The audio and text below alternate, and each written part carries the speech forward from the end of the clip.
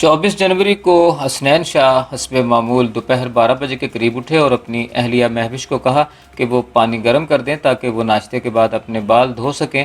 थोड़ी ही देर में नाश्ता तैयार हो गया, जिसे करते ही हसनैन शाह ने बाल धोए और अपने दोस्त की वालिदा के नमाज जनाजा में शिरकत के लिए शालीमार टाउन में वाक़ अपने घर से निकल खड़े हुए। जनाजे से फारिग होकर हसनैन डेविस रोड पर वाक़ अपने ऑफिस जाने वाले रास्ते पर चल पड़े। इसी दौरान उनका मोबाइल के जरिए अपने दोस्त वसीम साबिर से रब्ता हुआ। हसनैन अपने दोस्त वसीम से गपशप भी लगा रहे थे और गाड़ी भी ड्राइव कर रहे थे, और इसी बातचीत के दौरान उनकी गाड़ी डेविस रोड पर वाक़ ट्रैफिक इशारे पर आकर रुकी। मोबाइल पर होने वाली इस बातचीत के दौरान अचानक हसनैन ने गैर इरादी तौर पर कहा, एक ही है, ये क्या है? और इसके बाद वसीम को गोलियां चलने की आवाज़ आई। वसीम ने बीबीसी को बताया कि हसनैन के मुंह से निकलने वाले गैर इरादी अल्फाज और गोलियों की आवाज़ सुनकर उन्होंने बारहा हेलो हेलो कहा, मगर हसनैन कुछ बोल नहीं रहे थे। वसीम ने फ़ोन काट कर हसनैन को दोबारा फ़ोन किया, मगर इस मरतबा किसी ने कॉल रिसीव ही नहीं की। वसीम साबिर के मुताबिक इस बात पर वो बहुत परेशान हो गए और चंद ही मिनटों बाद क्राइम रिपोर्टर्स के व्हाट्सएप ग्रुप में ये पैगाम मौसूल हुआ कि हसनैन शाह को कत्ल कर दिया गया है। वसीम मौका पर पहुंचे तो देखा हसनैन शाह की लाश उनकी सफ़ेद गाड़ी की फ्रंट सीट पर पड़ी थी और मौका वारदात पर जम्मे गफीर जमा हो चुका था।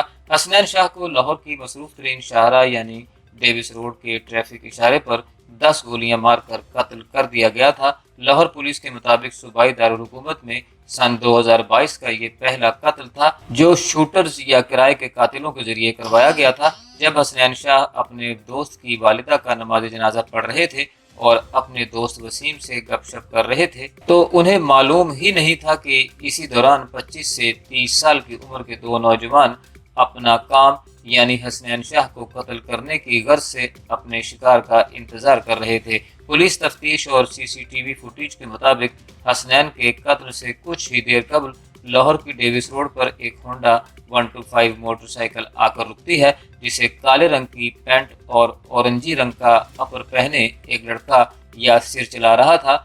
यासिर सड़क पार करके कैपिटल टीवी के दफ्तर के साथ एक छोटे से खोखे के पास आकर खड़ा हो जाता है और तकरीबन 2 घंटे बाद एक कार इसी खोखे के पास आकर रुकती है, जिसमें से काली पैंट और सफ़ेद जॉगर्स के साथ सब्ज रंग का अपर पहने यासिर की उम्र का ही एक नौजवान जैन उतरता है। जब हसनैन शाह अपनी गाड़ी लेकर उस तरफ आते हैं तो ये दोनों मोटरसाइकिल सवार उनकी गाड़ी का पीछा करते हैं, लेकिन गाड़ी मुस्लिम लीग हाउस के इशारे से वापस डेविस रोड पर शिमला पहाड़ी लाहौर प्रेस क्लब की तरफ मुड़ जाती है। हसनैन शाह की गाड़ी जैसे ही शिमला पहाड़ी के इशारे पर रुकती है तो मोटरसाइकिल की पिछली नशिस्त पर बैठा शूटर नीचे उतरता है और बंद शीशे से ही पिस्तौल की 10 गोलियां फायर करता है जो तमाम हसनैन के सीने पर लगती हैं, जबकि दोनों शूटर्स पुलिस लाइन से होते हुए ब्रैंडथ रोड की तरफ भाग जाते हैं। दोनों शूटर्स ताहाल गिरफ्तार नहीं हो सके, जबकि इस कत्ल के मास्टरमाइंड समेत दीगर मुलजमान को पुलिस ने गिरफ्तार करने का दावा किया है। डीआईजी इन्वेस्टिगेशन लाहौर शहजादा सुल्तान के मुताबिक जिस महारत से हसनैन शाह पर फायर किए गए वो पेशावर शूटर का ही काम था। शूटर ने इस महारत से फायर किए कि गाड़ी का साइड मिरर भी मुकम्मल नहीं टूटा और एक भी फायर इधर उधर नहीं हुआ, बल्कि तमाम सीधे सीने पर लगे जो फौरी मौत की वजह बने। शहजादा सुल्तान ने दावा किया कि हसनैन शाह को लेन देन की बुनियाद पर शूटरों के हाथों कत्ल करवाया गया था। पुलिस के तफ्तीशी जराये के मुताबिक क्राइम रिपोर्टर हसनैन शाह को कत्ल करने का मंसूबा इस केस के गिरफ्तार मरकजी मुलजिम के जेल रोड पर वाक़ दफ्तर में बना था और शूटरों का बंदोबस्त मरकजी मुलजिम के दोस्त ने किया था। शूटर्स का बंदोबस्त करने वाला मुबैना सहूलतकार भी जेर हिरासत है। पुलिस जराये के मुताबिक कत्ल का मंसूबा कत्ल से महज कुछ हफ्ते कबल ही बना था। इसके बाद दोनों शूटर्स को मरकजी मुलजिम से मिलवाया भी गया था और कत्ल से पहले हसनैन शाह की बाकायदा रैकी की गई, जिसके बाद इस मंसूबे को अमली जामा पहनाया गया। दूसरी तरफ हसनैन शाह की बेवा महविश के मुताबिक उनके शौहर ने कुछ माह कबल उन्हें बताया जरूर था कि वो शहर के ज्वेलर्स के पीछे पड़े हैं क्योंकि वो अच्छा काम नहीं करते। हसनैन शाह की बेवा के मुताबिक उनके मकतूल शौहर लोगों के थाने कचहरियों के काम हल करवाते थे, जिसके इब्ज उन्हें कुछ आमदन हो जाती थी और इसी आमदन से वो अपना घर और गाड़ी खरीदने में कामयाब हुए थे। CCPO Lahore additional IG police Faiyaz Ahmad देव के मुताबिक हसनैन शाह के कत्ल में کل 4 لوگ ملوث تھے۔ سی سی پی او نے دعویٰ کیا کہ ملزم عامر بٹ اور شاہد بٹ دونوں بھائیوں نے یہ منصوبہ بنایا، جس کے مطابق حیدر شاہ اور امجد پاشا دونوں نے شوٹرز کو کیپٹل ٹی وی کے دفتر کے باہر والے علاقے میں لانا تھا، انہیں اسلحہ دینا تھا۔ فیاض احمد دیو نے ایک پریس کانفرنس کے دوران مزید بتایا تھا کہ شوٹرز کو اس کام کے لیے 5 لاکھ روپے ادا کیے گئے تھے، تاہم یہ واحد کیس نہیں۔ لاہور شہر ہی میں دسمبر میں مسلم لیگ نون کے ایم پی اے بلال شاہ اور ایف بی آر افسران پر حملوں کی تفتیش میں بھی پولیس نے دعویٰ کیا کہ ان وارداتوں میں بھی کرائے کے قاتلوں کا استعمال کیا گیا۔ پولیس کے تفتیشی افسران کے مطابق دسمبر میں ایف بی آر کے سینئر افسران پر حملے کے لیے شوٹرز کو فقط 25,000 دیے گئے تھے۔ بلال یاسین کا کیس کچھ منفرد ہے، جس میں حملہ آور لاہور میں تعینات پولیس کی آرگنائزڈ کرائمز ایجنسی سی آئی اے سے منسلک ایک سینئر اہلکار نے بی بی سی کو نام ظاہر نہ کرنے کی شرط پر بتایا کہ لاہور میں اس وقت پولیس اندازے کے مطابق لگ بھگ 150 سے 200 کے قریب ایسے شوٹرز موجود ہیں جو پیسے لے کر قتل، زخمی کرنے، ڈرانے، دھمکانے، گھروں پر فائرنگ کرنے، بھتہ وصول کرنے، زمینوں پر قبضے کرنے اور قبضے چھڑوانے سمیت دیگر مختلف سنگین جرائم میں ملوث ہیں۔ پولیس اہلکار کے مطابق جتنا بڑا ٹارگٹ ہوگا اسی حساب سے اس کا ریٹ ہوگا، اور یہ ریٹ 20,000 سے شروع ہو کر 5 لاکھ روپے تک جاتا ہے۔ 13 جنوری کو S P C T operations wing Hafeez Urrehman Bugti اور S P C T investigation wing Sarfraz Virk نے بھی ایک پریس کانفرنس میں دعویٰ کیا تھا کہ پولیس نے شاد باغ کے علاقے سے کم از کم 7 شارپ شوٹرز کو گرفتار کیا ہے جو قتل، بھتہ اور دیگر سنگین جرائم میں ملوث تھے۔ پولیس افسران کے دعوے کے مطابق گرفتار شوٹرز افضال عرف کنو نامی گینگسٹرز کے لیے کام کرتے تھے۔ لاہور پولیس کے سربراہ سی سی پی او لاہور فیاض احمد دیو نے بی بی سی سے بات کرتے ہوئے بتایا کہ سن 2022 کے دوران لاہور پولیس نے 20 سے 25 کے قریب شوٹرز کو گرفتار کیا۔ سی سی پی او لاہور فیاض احمد دیو کے مطابق بہت سے نوجوان منشیات کی وجہ سے ایسے جرائم میں ملوث ہو جاتے ہیں، جبکہ کچھ پارٹی بوائز ہوتے ہیں جو ایسی محفلوں سے متاثر ہو کر جرم کا راستہ چن لیتے ہیں۔ فیاض احمد دیو یہ بات ماننے کو تیار نہیں کہ لاہور جیسے شہر میں شوٹرز کے ذریعے بندے مروانے یا زخمی کروانے کا کام بڑے آرگنائزڈ یعنی منظم انداز سے جاری ہے۔ فیاض احمد دیو یہ بھی کہتے ہیں کہ جو شوٹرز بیرون ملک فرار ہیں انہیں واپس لانے کے لیے بھرپور کوششیں جاری ہیں۔ D I G investigation Lahore Shahzada Sultan سے جب بی بی سی نے لاہور میں کرائے کے قاتلوں کے بارے میں سوال کیا تو ان کا جواب تھا کہ گزشتہ سال دسمبر سے ایسے چند ہی کیسز سامنے آئے ہیں جن میں شوٹرز ملوث تھے۔ انہوں نے کہا کہ کرائے کے قاتلوں کی تعداد سینکڑوں میں نہیں بلکہ محدود ہے۔ میں بڑی ذمہ داری سے یہ کہہ سکتا ہوں کہ لاہور میں پروفیشنل شوٹرز 10-20 سے زیادہ نہیں ہیں، ورنہ روزانہ کی بنیاد پر ایسے قتل ہو رہے ہوتے۔ لیکن اگر یہ مان لیا جائے کہ تربیت یافتہ پروفیشنل شوٹرز کی تعداد کم ہے تو کیا ایسے اور لوگ بھی ہیں جو پیسوں کے عوض کوئی بھی جرم کرنے کو تیار ہو جاتے ہیں؟ ڈی آئی جی انویسٹیگیشن کے مطابق ایسے افراد کی تعداد سینکڑوں میں ہے جو بے روزگاری یا نشے کی لت کی وجہ سے جرائم اور گولی چلانے کے لیے میسر ہیں، لیکن وہ کہتے ہیں کہ ایسے لوگ پروفیشنل شوٹرز نہیں۔ اس کی ایک مثال انہوں نے بلال یاسین پر حملے کی تفتیش سے دی۔ مسلم لیگ نواز کے ممبر صوبائی اسمبلی پنجاب اور سابق صوبائی وزیر بلال یاسین پر لاہور میں گزشتہ سال 31 دسمبر کو نقاب پوش افراد نے گولیاں چلائیں۔ بلال یاسین اس حملے میں زخمی ہوئے تھے۔ D I G investigation Lahore Shahzada Sultan نے بی بی سی کو بتایا کہ بلال یاسین پر حملے کرنے والے پروفیشنل شوٹر نہیں تھے اور نہ ہی مقصد ان کو قتل کرنا تھا۔ D I G investigation Lahore Shahzada Sultan نے دعویٰ کیا کہ بلال یاسین اور ان پر مبینہ طور پر حملہ کروانے والے مرکزی ملزم میاں حسیب عرف میاں وکی کے قریبی تعلقات کسی معاملے پر خراب ہونے کے بعد میاں وکی نے یہ حملہ کروایا۔ واضح رہے کہ میاں وکی بیرون ملک فرار ہونے میں کامیاب ہو گیا تھا۔ شہزادہ سلطان کے مطابق بلال یاسین پر حملہ کرنے والے شوٹرز کو اس دن صرف مفت آئس دی گئی تھی کہ یہ لو اور چھوٹا سا کام کراؤ، ٹارگٹ پر گولیاں چلانی ہیں اور اسے ڈرا کر واپس آ جانا ہے۔ بلال یاسین پر حملہ محض ڈرانے کے لیے ہی کیا گیا تھا۔ شہزادہ سلطان کہتے ہیں کہ بلال یاسین پر گولی چلانے والا آئس کا نشہ کرتا تھا اور کبوتر بازی کرتا تھا، جس کا کوئی پولیس ریکارڈ بھی نہیں تھا۔ اس کا چچا زاد بھائی موٹر سائیکل چلا رہا تھا کیونکہ وہ تربیت یافتہ نہیں تھا۔ اس لیے بلال یاسین پر گولیاں چلانے کے بعد اتنا حواس باختہ ہوا کہ اس کے ہاتھ سے پستول ہی گر گئی۔ وہ زندگی میں پہلی بار پستول چلا رہا تھا۔ ڈی آئی جی انویسٹیگیشن کے مطابق جب ان شوٹرز نے واردات کے بعد اپنے ہینڈلرز کو 2 کی بجائے 1 پستول واپس کی تو ان کو تھپڑ مارے گئے اور کہا گیا کہ تم 2 لاکھ کی پستول گرا آئے۔ انہوں نے کہا کہ یہ بات ظاہر کرتی ہے کہ ملزمان کو گرفتاری سے زیادہ ایک مہنگے پستول کی فکر تھی۔ بلال یاسین پر حملے سے صرف 3 ہی دن قبل لاہور میں ایک اور واقعہ پیش آیا تھا، جس میں نامعلوم موٹر سائیکل سوار حملہ آور FBR ڈپٹی کمشنر کی گاڑی پر عقب سے فائرنگ کے بعد فرار ہو گئے۔ اس حملے میں جس میں گاڑی میں سوار دونوں افسران محفوظ رہے، ان کی تفتیش میں بھی کرائے کے شوٹرز کے استعمال کا انکشاف ہوا، لیکن یہ حملہ کیوں ہوا اور کس نے کروایا، اس راز سے بھی پردہ اٹھا۔ D I G investigation Lahore نے BBC کو بتایا کہ FBR کے سینئر افسر کا ایک نجی اسکول کے مالک سے ٹیکس کے معاملے پر تنازع تھا۔ اسی دوران ایک دہاڑی دار نے اسکول انتظامیہ کو کہا کہ وہ ان کا ٹیکس کا معاملہ کم پیسوں کے عوض حل کروا دیتا ہے، لیکن جیسے ہی ڈپٹی کمشنر اور اسکول مالک کے معاملات سلجھنے لگے تو مڈل مین نے ملزمان کو پیسے دے کر FBR کے افسر پر گولیاں چلوا دیں اور اسے زخمی کروا دیا۔ شہزادہ سلطان کہتے ہیں کہ کاروباری لوگ پیسے دے کر کام تو کروا لیتے ہیں، لیکن کبھی بھی کسی سرکاری ملازم کو قتل یا زخمی کرانے کا نہیں سوچیں گے۔ یہ کاروباری لوگوں کا طریقہ کار نہیں۔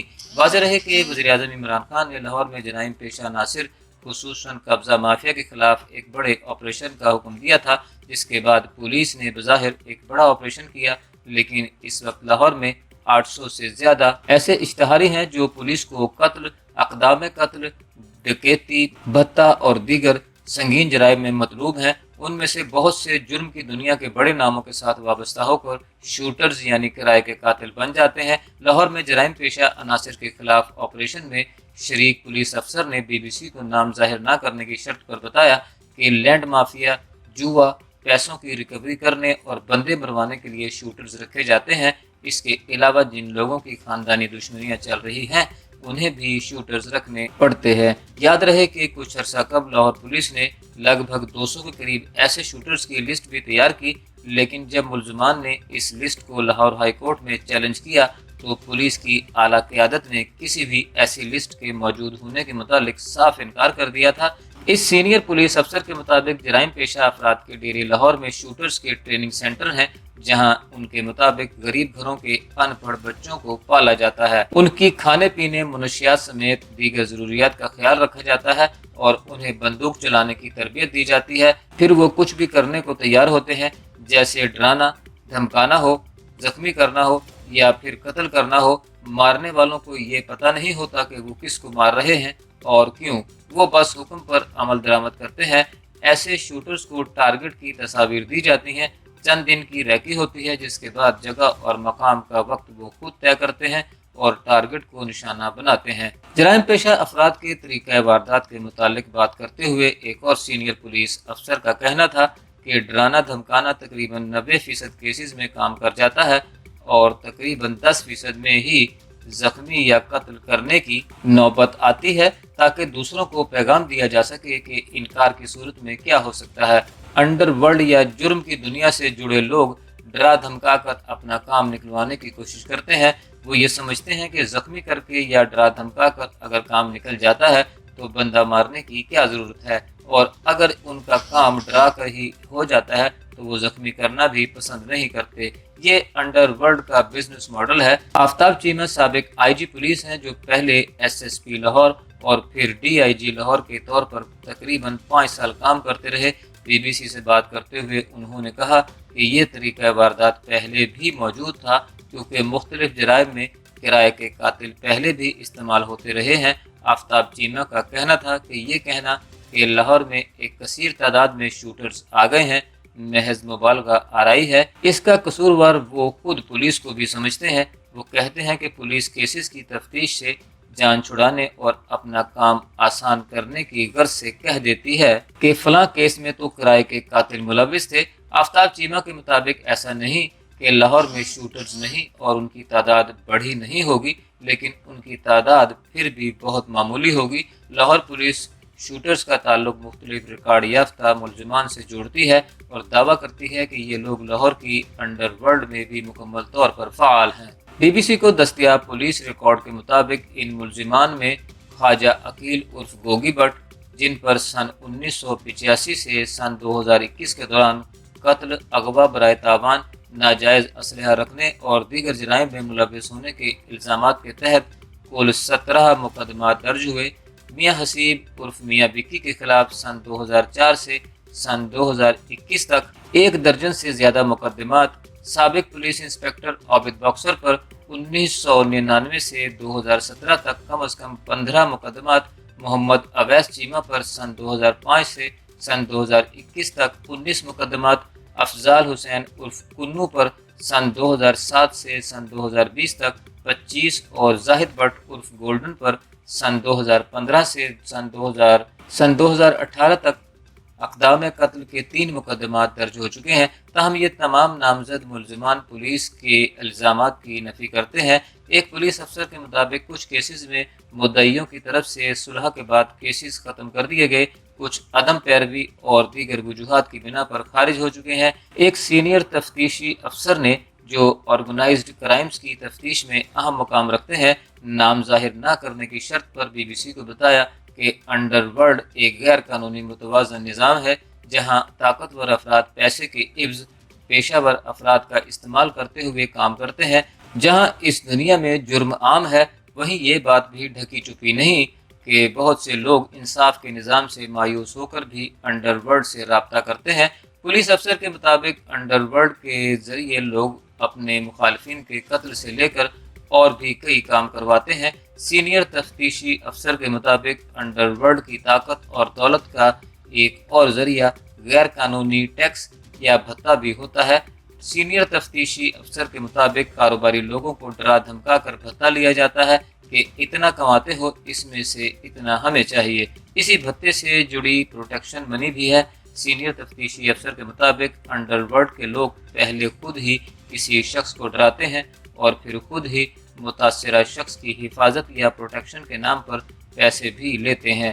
ایک ڈان تنگ کرتا ہے تو دوسرا کہتا ہے کہ وہ اتنے پیسوں کے عوض اسے پروٹیکٹ کرے گا۔ تفتیشی افسر کے مطابق آرگنائزڈ کرائمز کو انڈر ورلڈ ایسے کنٹرول کرتی ہے جیسے کوئی کمشنر اپنے ڈویژن اور ڈپٹی کمشنر اپنے ضلع کو کنٹرول کرتا ہے۔ انہوں نے اپنے اپنے علاقے مختص کیے ہوئے ہیں کہ کون سا آرگنائزڈ کرائم کس علاقے میں کس گینگ نے کرنا ہے۔ علاقوں کی حد بندی پر یہ بہت یقین رکھتے ہیں۔ پولیس کے تفتیشی افسر کے مطابق یہ گینگز آپس میں نہیں لڑتے کیونکہ یہ سمجھتے ہیں کہ آپس میں لڑ کر یہ تیسرے فریق یعنی پولیس اور دیگر ریاستی اداروں کو دعوت دینے والی بات ہے جس سے یہ کمزور ہو سکتے ہیں۔ ان کا کہنا ہے کہ انڈر ورلڈ کو کچھ طاقتور لوگ بھی سپورٹ کرتے ہیں۔ ایک سوال کے جواب میں سینئر تفتیشی افسر نے مزید بتایا کہ انڈر ورلڈ 2 جرائم کی بنیاد پر پھیلتی پھولتی ہے، جوا اور منشیات۔ اگر صرف ان پر قابو پا لیا جائے تو لاہور شہر سے جرائم خاص کر انڈر ورلڈ کرائم ختم ہو سکتا ہے، لیکن ایسا ہونا بظاہر مشکل ہے کیونکہ خود کئی سینئر پولیس افسر بھی مانتے ہیں کہ اس انڈر ورلڈ کی دنیا اور پولیس کے درمیان ایک تعلق ہے۔ یہ ایک تلخ حقیقت ہے کہ جوا اور منشیات پولیس کی براہ راست معاونت اور سرپرستی سے ہی ہوتا ہے۔ خاص کر جوا تو پولیس کی زیر نگرانی ہی ہوا کرتا ہے۔ پولیس کے تفتیشی افسر کا دعویٰ ہے کہ پولیس براہ راست ان دونوں کرائمز کو تحفظ دیتی ہے اور مالی فائدہ لیتی ہے۔ میں تو ہمیشہ اعلیٰ پولیس حکام کی میٹنگز میں بھی اس بات کو دہراتا ہوں۔ میں تو یہ کہتا ہوں کہ ہر SHO اپنے علاقے میں جوئے اور منشیات کے اڈے بند کروا دے۔ DIG انویسٹیگیشن لاہور شہزادہ سلطان بھی اس بات کو تسلیم کرتے ہیں کہ لاہور میں انڈر ورلڈ موجود ہے، لیکن ساتھ ہی وہ یہ بھی دعویٰ کرتے ہیں کہ لاہور کی انڈر ورلڈ آج سے 10 سے 15 سال پہلے جیسی طاقتور نہیں رہی۔ لکشمی چوک، مکلور روڈ وغیرہ پر سرے عام 2-2، 4-4 قتل روزانہ کی بنیاد پر ہوتے تھے، اب ایسا نہیں۔ شہزادہ سلطان کے دعوے کے مطابق انڈر ورلڈ کا پرتشدد جرم کم ہو چکا ہے، جبکہ اب جائیدادوں پر قبضے جیسے کرائم بڑھے ہیں۔ سابق IG آفتاب چیمہ کہتے ہیں کہ ایسا نہیں ہے کہ 15-20 ڈان ہیں جنہوں نے پورا شہر لاہور قبضہ کیا ہوا ہے، یہ مبالغہ ہے، قصے کہانیاں ہیں۔ سابق IG پولیس کا کہنا تھا کہ اس میں کوئی شک نہیں کہ اشتہاریوں کی تعداد بڑھ رہی ہے، لیکن لاہور میں کوئی نو گو ایریا نہیں۔ آفتاب چیمہ نے مزید بتایا کہ جب وہ DIG لاہور تھے تو انڈر ورلڈ اور آرگنائزڈ کرائم کا کوئی تعلق نہیں تھا۔ انسپیکٹر عابد باکسر کا نام لاہور میں انڈر ورلڈ کے ساتھ جوڑا جاتا ہے، لیکن بی بی سی سے بات کرتے ہوئے سابق پولیس انسپیکٹر کا کہنا تھا کہ ان کے خلاف تمام کیسز جھوٹ کی بنیاد پر درج کیے گئے۔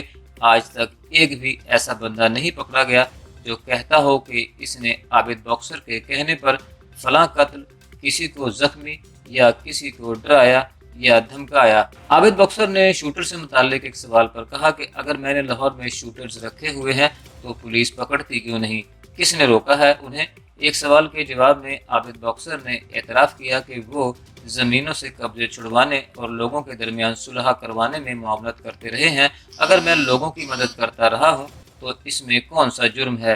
پنچایتی نظام تو خود سپریم کورٹ نے بھی بحال کرایا ہے۔ عابد باکسر کے مطابق انہوں نے ماضی میں کئی کیسز میں صلح کرائی، لیکن اب وہ اس طرح کا کوئی بھی کام نہیں کرتے۔ ان کا کہنا ہے کہ انہوں نے یہ کام پیسے کے لالچ میں نہیں کیا، باقی لوگ تو پیسے لے کر کام کرتے ہیں، لیکن میں سمجھتا ہوں کہ پیسے لے کر صلح کروانے سے نیکی کا مقصد ختم ہو جاتا ہے۔ ایک اور سوال کے جواب میں عابد باکسر نے بتایا کہ ان کی وراثتی جائیداد کی مالیت 1 ارب روپے ہے جو ڈکلیئر ہے، جبکہ ان کو مختلف جائیدادوں سے کرائے کی مد میں ماہانہ 40 لاکھ روپے آمدن ہوتی ہے۔ واضح ہے کہ افضال عرف کنو اور میاں حسیب عرف وکی بیرون ملک فرار ہیں۔ افضال عرف کنو، میاں وکی اور دیگر ملزمان نے بھی اپنے سوشل میڈیا پیغامات میں جرائم کی دنیا میں ملوث ہونے سے انکار کیا ہے۔ لاہور میں زمینوں پر قبضوں کا معاملہ اور قبضہ مافیا کا سلسلہ بھی انڈر ورلڈ کی توجہ کا مرکز ہے۔ سینئر پولیس اہلکار کے دعوے کے مطابق اگر کسی کی زمین یا پلاٹ پر قبضہ ہو جاتا ہے تو وہ ایسے عناصر کو کہتا ہے کہ آپ چاہے مجھے کم پیسے ہی دے دیں لیکن وہ پلاٹ رکھ لیں اور مجھے اتنے پیسے دلوا دیں۔ ایسے عناصر زمینوں کو پھر زور زبردستی چھڑوانے کے لیے اپنے بندوں کو بھیجتے ہیں جو اس زمین کا قبضہ لیتے ہیں۔ یوں اونے پونے داموں انہیں زمین کا وہ حصہ مل جاتا ہے۔ ایک سوال کے جواب میں سینئر اہلکار کا مزید کہنا تھا کہ ایسے لوگ باقاعدہ رجسٹریاں کرواتے ہیں، اس لیے ان کے نام وہ جائیداد باقاعدہ قانونی طریقے سے منتقل ہوتی ہے، جس کی بنیاد پر پولیس ان کے خلاف کوئی کارروائی نہیں کر سکتی۔ پولیس کے لیے مشکل پہلو یہ ہے کہ جب وہ ایسے لوگوں کو گرفتار کرتی ہے تو وہ کچھ عرصہ جیل میں رہتے ہیں اور اس دوران متاثرہ فریق پر دباؤ ڈال کر صلح کروا لیتے ہیں اور جیل سے باہر آ جاتے ہیں۔ ایک اور سوال کے جواب میں سینئر پولیس اہلکار کا کہنا تھا کہ ایسے کیسز میں ملوث ملزمان ہمیشہ تگڑے وکیل کرتے ہیں جو عدالتی معاملات میں ان کا بھرپور خیال رکھتے ہیں۔ اس معاملے پر سابق آئی جی آفتاب چیمہ نے کہا کہ ہو سکتا ہے کہ اس میں پولیس بھی کسی حد تک شامل ہو، لیکن زمینوں پر قبضے محکمہ مال کی معاونت کے بغیر ہو نہیں سکتے۔ انڈر ورلڈ اور قبضہ مافیا کا خاتمہ کیسے ممکن ہے؟ یہ اہم سوال ہے جس کا ایک جواب تو پولیس اور انڈر ورلڈ کے تعلق میں چھپا ہے، لیکن اس کے ساتھ ساتھ پولیس کو بھی چند مشکلات کا سامنا ہے۔ ڈی آئی جی انویسٹیگیشن کے مطابق ملزمان کو بروقت سزائیں ملنی چاہیے۔ پولیس کا بہتر ہونا، ان کی پیشہ ورانہ قابلیت بڑھانا بھی بہت ضروری ہے، لیکن ہمارا کرمنل جسٹس سسٹم بہت پرانا ہو چکا ہے۔ کرمنلز جرم کرنے میں بہت آگے جا چکے ہیں، جبکہ ہمارا فوجداری نظام عدل بہت پیچھے رہ گیا ہے۔ نظام عدل جتنا مضبوط ہوگا، جرائم پر قابو پانے میں اتنا ہی معاون ہوگا۔ شہزادہ سلطان کے مطابق پولیس ملزم کو پکڑ کر عدالت لے آتی ہے، لیکن پروسیکیوشن ٹھیک نہیں ہوتی، جس سے سزائیں کم ہوتی ہیں۔ پولیس اور پروسیکیوشن کو تگڑا کرنے کی اشد ضرورت ہے۔ بہتر تعاون سے ہی ملزمان کو سزائیں دلوانے میں مدد ملے گی، جس سے جرائم پہ قابو پایا جا سکے گا۔ ان کا کہنا ہے کہ کرائم کے بڑھنے میں ہمارے سماجی اور معاشی حالات، بے روزگاری، معاشی ناہمواری، یکساں مواقع نہ ملنے کا بھی ہاتھ ہے۔